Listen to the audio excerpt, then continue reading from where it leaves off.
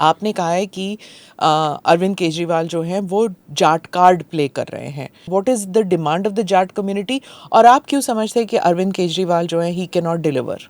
देखिए, दिल्ली जो पूरी बसी है वो दिल्ली के गांव की ज़मीन पर बसी है. और दिल्ली में जो सारे मेजॉरिटी विलेजेस हैं वो वहाँ पर अपना जाट कम्युनिटी है.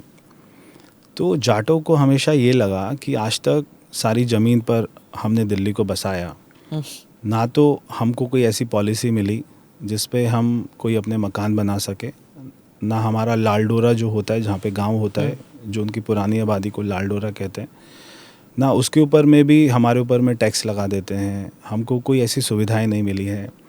तो पहली बार जब मेरे पिताजी मुख्यमंत्री बने तब उनको लगा, और वहाँ पे उनका हमने ज़मीनों का मुआवजा बढ़ाया. वहाँ पे पहली बार सारे गांव में कम्युनिटी सेंटर बने, पहली बार वहाँ पे रोड बनी. तो उनको लगा कि अब हमारा विकास हो रहा है. उसके बाद से चाहे वो जो है अपना दिल्ली में कांग्रेस की सरकार रही हो, अरविंद केजरीवाल रहे हों, उनको लगता था कि एक एक गांव में 5,000 वोट होती हैं, 7,000 वोट होती हैं, और उसके साथ में जो कॉलोनी है वहाँ पे 40,000 वोट होती है, 50,000 वोट होती है. इसलिए उन्होंने गांव की कभी चिंता नहीं करी. उन्होंने केवल दिल्ली के गांव को जो है नंबर ऑफ वोट्स पर देखा. उन्होंने कॉलोनियों को महत्व दिया, मगर वहाँ पर भी कोई काम नहीं किया, मगर जाटों को, गाँव को पूरी तरीके से इग्नोर कर दिया. तो आज उनको लगता है कि भाई हमारे लिए कोई भी बोलने वाला नहीं बचा.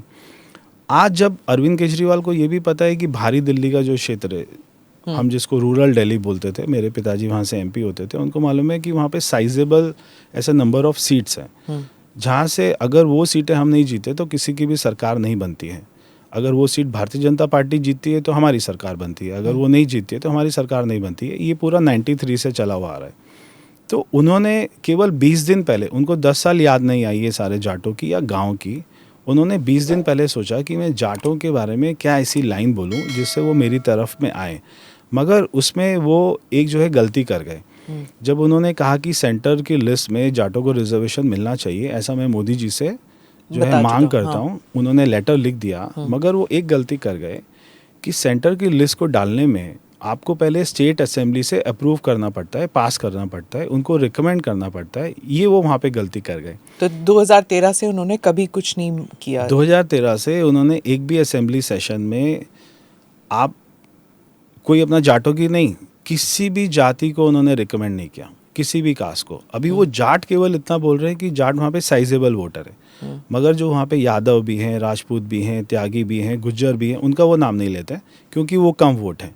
तो वो इसमें भी वोट देख रहे हैं कि किसका वोट ज़्यादा है, मैं उसका नाम लूँगा, किसका वोट कम है उसके नाम लेने से कोई फ़र्क नहीं पड़ेगा. तो 10 साल में किसी भी असेंबली सेशन में उन्होंने कोई भी प्रस्ताव तो छोड़िए, जाटों का नाम ही नहीं लिया किसी भी अपने स्पीच में. तो आज उनको जाटों की याद आई. मैंने मेरे पिताजी का समाधि स्थल, जब उनकी डेथ हुई थी, तो स्टेट ऑनर के साथ में दिल्ली गवर्नमेंट ने अपनी लैंड पर उनका क्रिमेशन किया. तो मैं इनको 2-3 बार मैंने पत्र लिखा कि अभी तक उसका डेवलपमेंट नहीं हुआ है, वहाँ पे कुछ कर दीजिए. आज तक इन्होंने जवाब नहीं दिया. अगर इनको जाटों की याद आती तो जाटों के जो सबसे बड़े लीडर हुए दिल्ली में, उनका समाधि स्थल पे अगर कोई काम करा देते तो अच्छा मैसेज जाता, मगर वो इन्होंने नहीं किया क्योंकि इनको लगता था कि जाटों से अच्छा है मैं और कुछ काम कर लेता हूँ, शराब के ठेके खोल देता हूँ. तो इन्होंने कोई भी रिकमेंडेशन आज तक नहीं करी सेंटर को. अगर इन्होंने रिकमेंडेशन की होती, हमने नहीं डाला होता, तभी मोदी जी को पत्र लिखते. इन्होंने रिकमेंडेशन ही नहीं करी 10 साल. Do subscribe to the ANI Clips channel to get shorter versions of this podcast. Click here to watch the full episode.